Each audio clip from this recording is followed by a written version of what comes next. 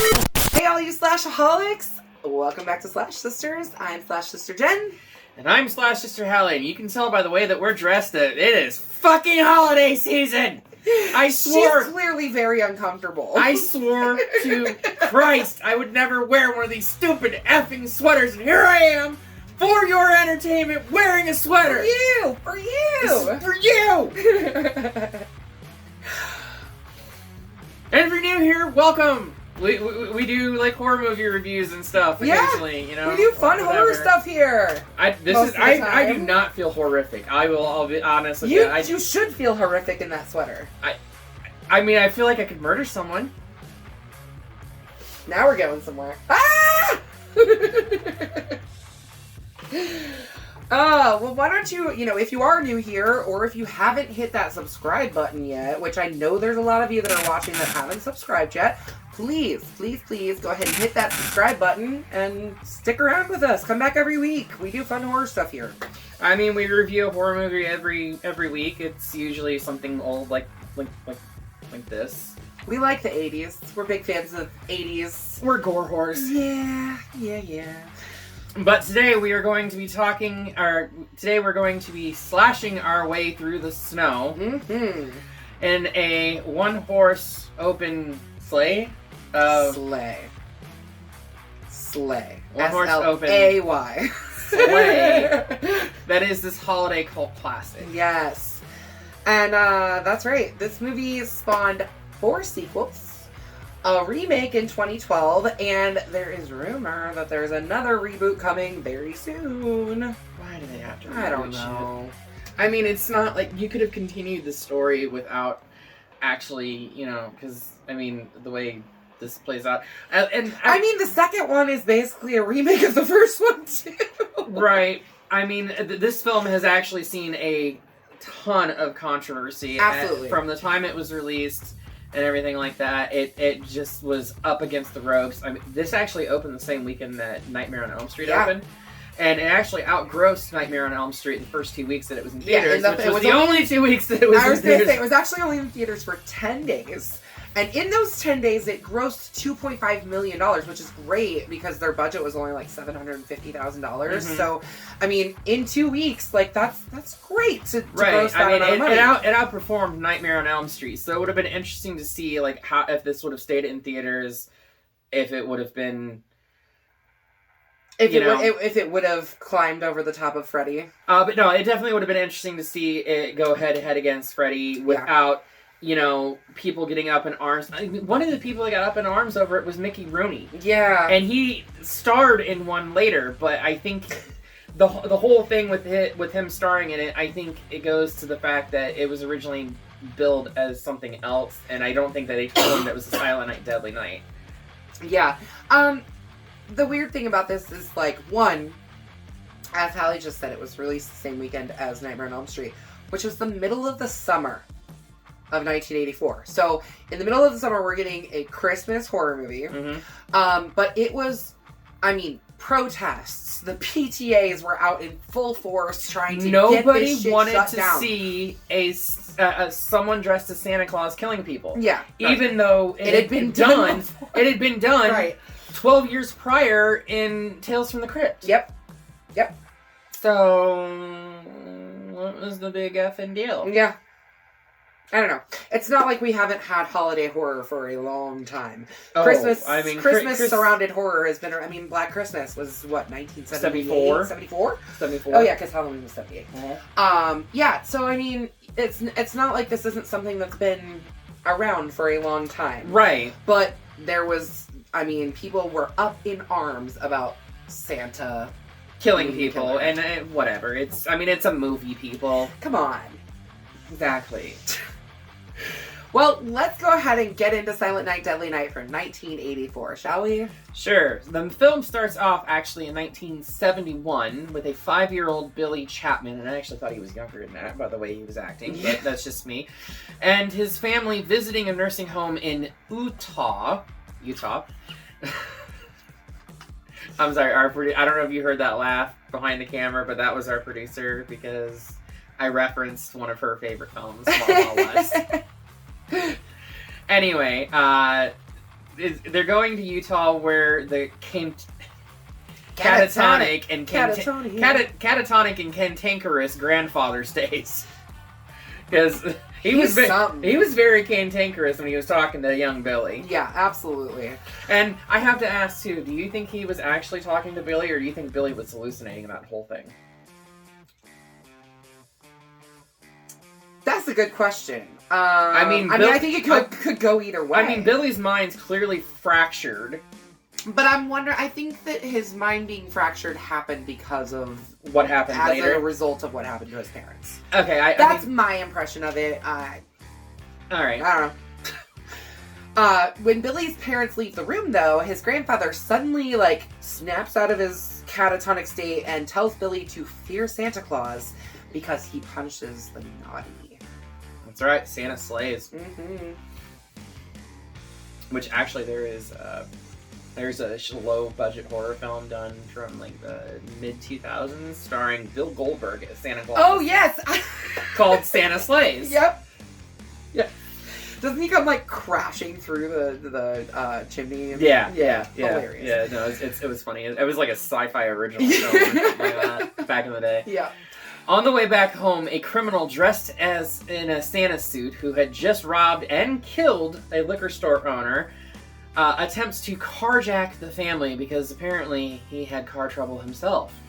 Yes. As Billy's father tries to drive away, the criminal shoots him dead and then sexually assaults Billy's mother before slashing her throat with a switchblade. Yeah. That happened. Quite an opening to this film. Mm-hmm. We're still back in 1971, so yep. We're in just the opening to this movie. Right. Billy flees and hides, leaving his baby brother Ricky in the car. Yeah, which I mean, there's not much he could have done. There's not much he could have done either. Yeah, there's not much he could have done, but he is still only 5 years old. But my question is, because we don't know what happened with the killer Santa. No, right? Because we just flashed forward. We flash forward, yeah. So he just stops looking for the little brat that's in the shrubs. He doesn't silence the crying baby in the car. He just, runs off? Or does he take the car and pull the car seat out and leave the baby there? I don't know. We don't know because there's a lot of unanswered questions there. Yeah, because for sure. Because we do flash forward and Billy and Ricky are both in an orphanage. Yeah, run by some really strict-ass nuns. Horrendous nuns. Oh, God. I mean, we flash forward to 3 years later. It's 1974. 8-year-old Billy and 4-year-old Ricky are now celebrating Christmas at this orphanage. So, as you can tell with Silent Night, Deadly Night, this is a Christmas-centric film. It is. We're going to be focusing a lot on different Christmas stuff, which is fine because it's Christmas time. The orphanage is run by Mother Superior.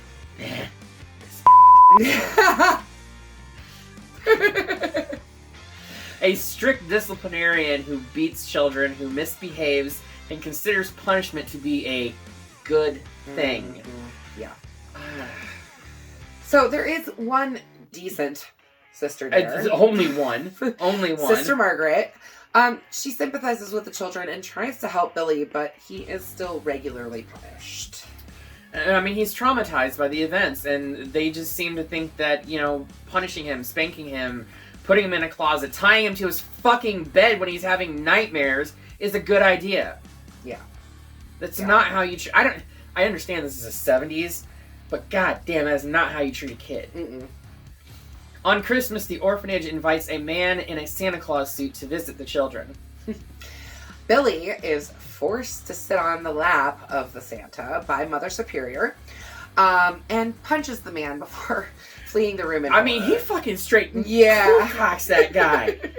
Kid's 8 years old and he punched him like he was a grown man. Yeah, he was scared. I get it. Strength, maybe. I get it. But he knocked him out of the chair and everything, laid him out flat. Yep. So now we have another flash forward. 10 years later is the spring of 1984, and Billy, now 18, leaves the orphanage for a quote-unquote normal life. Yeah, that ain't gonna freaking happen. He's never gonna have a normal Yeah, life. He was never going to have a normal life after what happened to his parents. Well, That's why when you asked earlier if you thought when they were visiting his grandpa, if I thought maybe he was just imagining that or having an hallucination, I maybe it could have been, but I really genuinely think that like his parents' murder was the catalyst for his. I mean, I definitely see that as being like the catalyst, but I still think that it was a hallucination talking to his grandfather. It very well could have been. I just never thought about it like that before. Anyway, he's trying to obtain a job at the local department store. Excuse me. And he gets hired on as a stock boy with the endorsement from Sister Margaret. Yeah. At the store, he develops a little bit of a crush on his coworker, Pamela. Billy has sexually deviant thoughts, which are often interrupted by morbid visions of his parents' murders. He is seriously fucked up. Right. I mean, so he said he was 5 in 71, now, so this is 13 years later. Yeah, he did see his mother sexually assaulted. So I could see where, at 5 years old, how witnessing sexual violence and your parents being murdered could lead to unhealthy associations in adulthood. Oh yeah, definitely. On Christmas Eve, the employee who plays the store's Santa Claus is injured, and Billy's boss, Mr. Sims, makes him take his place as Santa. Well, he willingly volunteered to do whatever was needed of him, not knowing that it was going to be portraying a Santa. Yes. And I think had he had actually known that, he would have rejected it. Yes, I agree with you. Because at this point, he is actually trying to live a normal life. Mm-hmm. He's trying to. Yeah. After this... Unfortunately, the way that mental health services were in the 80s, there was he really didn't have much hope. He needed a therapist. And this terribly. This is Colorado, I think is where it takes place. So it's not like there's a lot of... I mean, it's better now, but I mean, it was a small town, it was a mountain town, and all this other stuff. So it's not like there was a lot of...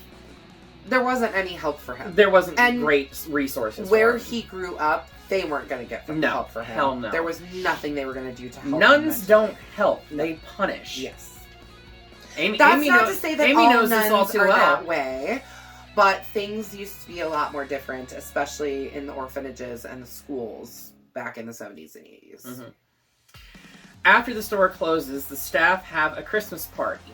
Billy, still in the Santa suit. I still don't understand why. I don't either. I would have traumatizing as that suit is. I would have taken that goddamn thing off as soon as the store closed, but that's me. Tries to have a good time, but keeps having memories of his parents' murders, causing him to feel depressed. No, not depressed. Manic. Manic. Depressed isn't strong enough. He's tormented. Yeah. Is literally the best thing that I can think of to describe it. He's tormented by it. Yeah, absolutely. He sees his coworker Andy making out with Pamela, and they walk into the back room. Billy follows after them and sees Andy trying to sexually assault Pamela. And, let's just say things don't go so well. No, this triggers his insanity, and he hangs Andy with a string of Christmas lights. Actually, I thought he wrapped around his neck and then picked him up. Yeah, he wraps it around him, and yeah. Declaring that punishment is good, then murders Pamela with a box cutter. Yeah. Next, Billy murders Mr. Sims and his manager, Mrs. Randall. I mean, he just goes on basically a spree. And every time he does it, he's talking about how naughty they are. Naughty. Sister Margaret discovers the carnage and returns to the orphanage to seek help.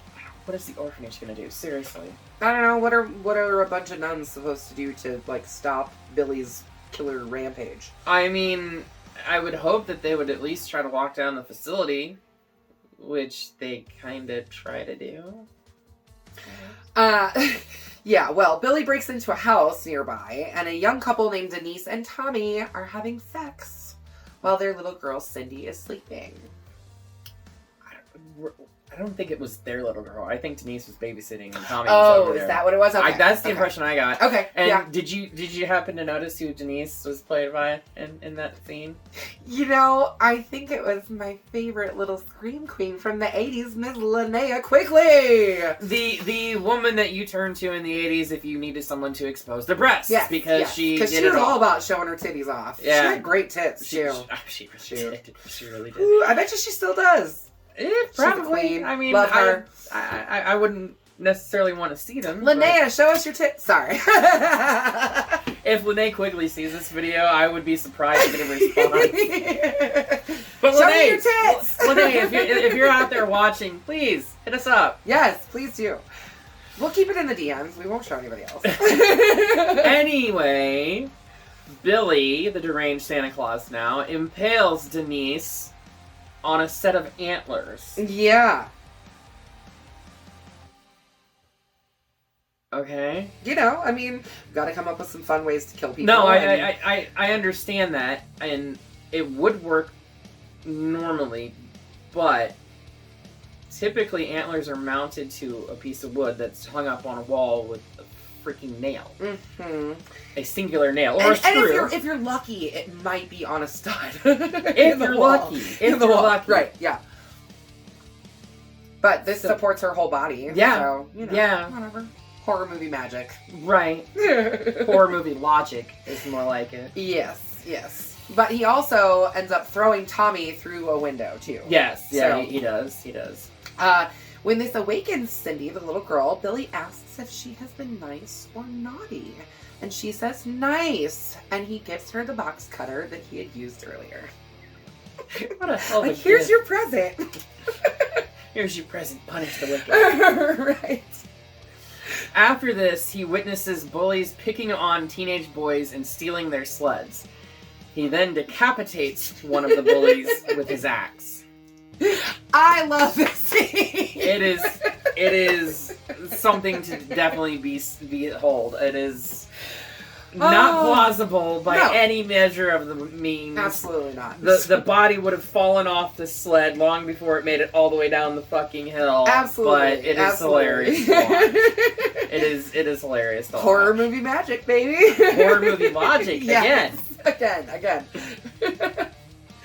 The next morning, the orphanage is secured. See, I told you they tried to lock it down. Yeah, but not until the next morning. He had already killed plenty of people before then.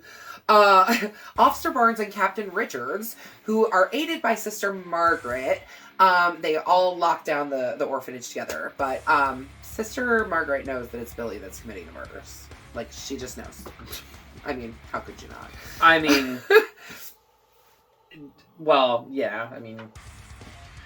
The deaf pastor, Father O'Brien, who was dressed in a Santa outfit, is shot by Barnes, who mistook him for Billy. Yep. That happened. Sorry, Father O'Brien. Got caught in the crossfires.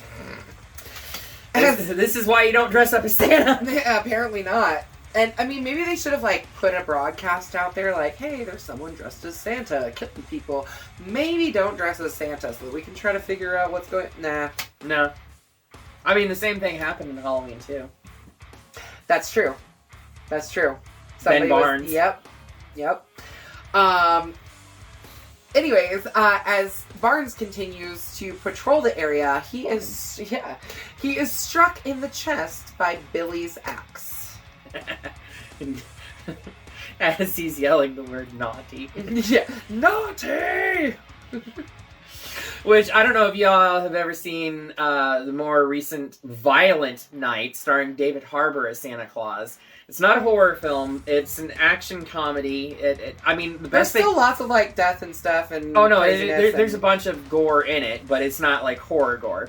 The best way I can describe this movie is it's literally Die Hard 2 meets Home Alone. It's literally the best way I can describe this film.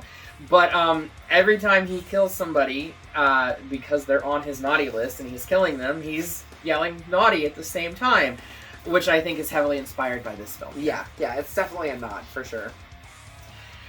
Billy confronts Mother Superior, now in a wheelchair. She taunts Billy due to her disbelief in Santa Claus. And just as he prepares to kill her, Richards shoots him in the back. Yeah. Billy drops to the floor and tells the children, "You're safe now. Santa Claus is gone," before dying from his injuries. And 14-year-old Ricky coldly stares at Mother Superior and utters, "Naughty." And that's where this film ends. But we do pick back up in a sequel. Like we said at the beginning of this video, there is 4 sequels. The next one follows Ricky. So, you know, if you've already watched this one, you've watched our review, you might want to go and watch the second one because, well, you've practically already watched it to start with anyways. But there is some more where it's Garbage Day. Honestly, I think I say Garbage Day like that. Garbage Day every week. When my partner goes to take the garbage out, I'm like, "Garbage!" And he's like, "Would you just shut the fuck up already?"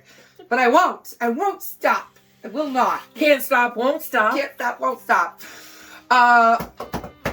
What do you think, Hallie? Bloody Machete up? Bloody Machete down? I'm torn on it, honestly. While I do love 80s horror and stuff like that, this is almost in the vein of New Year's Evil. Too cheesy. It's in the vein of New Year's Evil. Yeah, it is. It is.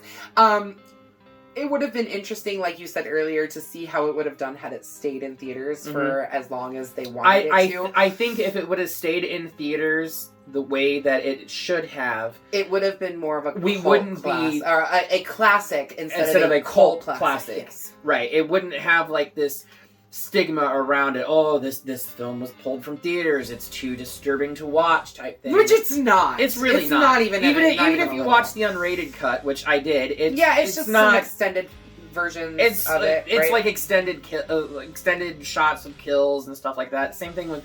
I mean, these types of films are reproduced by Shout Factory, aka Scream Factory, for the horror side of it. Yep. And they get their hands on the stuff that hit the cutting room floor that needed to hit the cutting room floor for it to get like the R rating or whatever. Yeah. I think this one was sent through multiple times to try and get a rating, and it took a while to get an R rating. Well, the funny thing with this though is the fact that the stuff that they reinserted, you can clearly tell where it was reinserted, because the original print was so far damaged that they deemed it unsalvageable. But they did it anyway. But anyway, it's a very clear, like, night and day difference of where, like, the reinserted scenes are. Sure. You can clearly see that. I watched the original version. I didn't watch the extended. I watched the extended cut just because I wanted to. Well, yeah. See what the. I mean, I'd never seen the. Tell me what the story is. You know. Right. I want the full story. Yeah. I don't want part of the story. You want the whole thing. Right. I'm very much torn on how to feel about this. Like I said, it's very much in the vein of what we did last year for New Year's Evil. It's very much like that. Which, by the way, there is actually another holiday horror film that is called Christmas Evil. Yeah. I've heard there's actually quite a few Christmas. No, I know, but like we did New Year's Evil last year, and I find out this year that there's another horror film at the holidays called Christmas Evil. I'm just like, are they related in any way? I don't know. Is New Year's Evil a sequel, or I don't know. I didn't care enough to look into it because we decided that we wanted to do this earlier, and that's why we chose to do this. I think I'm gonna have to give it a Bloody Machete down. I'm giving it a Bloody Machete up. I knew you would. But that's mostly because I have like nostalgia factor for it. So there's a lot of like just schlocky shit that I absolutely love. I mean, I can't give a Bloody Machete down to anything with Linnea Quigley in it. Apparently, I can. You go right ahead, honey. You go right ahead. No, I mean, there's a lot of like nostalgia factor for it for me. I just love. I honestly think had Linnea Quigley been in it more than what she was, I might have given it a Bloody Machete. But I mean, she was only in it for like 2 minutes, right? And then she's dead and then gone, and that's it. Yeah. I mean, I like Linnea Quigley. I like stuff that she's done, but this one, why? Did you just need the paycheck? And it wasn't very much of a paycheck. Couldn't have been. She still wanted it though. I don't know. It's a Bloody Machete up for me. Mostly just because of the nostalgia factor. That doesn't make this a fantastic movie. It's not something that deserved to be nominated for an Oscar or can even really, you know, I mean, it can't even stand up next to a lot of other. I mean, it doesn't stand up to Black Christmas in my opinion. No, not even kind of. No. But it is a bloody machete up for me. And a bloody machete down for me. And that's all right. And we're gonna send this straight back to the North Pole, right where I was. Oh! We're gonna hit Hallie or Amy with it first. We're gonna hit our producer. Oops. Sorry, sweetie. This is what happens when you record in small spaces, when you have Christmas decorations left out. That's what I was gonna say. Normally we don't have this problem, but we've got a lot of stuff out right now. Yeah. Fucking holiday season, I swear to God. So, what shall we do next?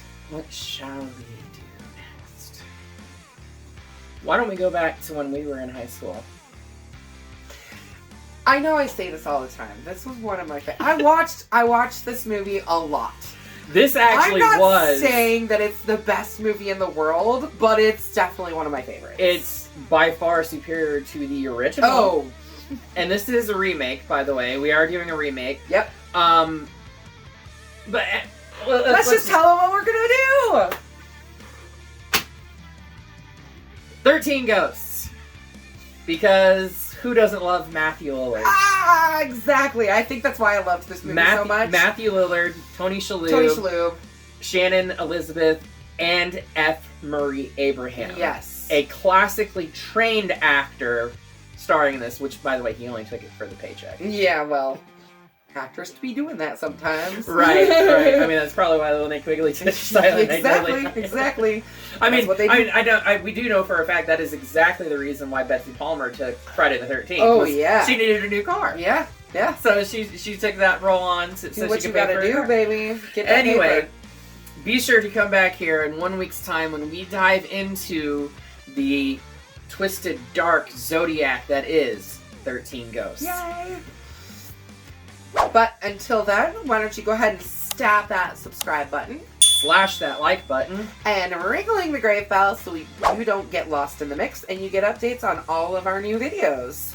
And until next time, we will see you all in the afterlife.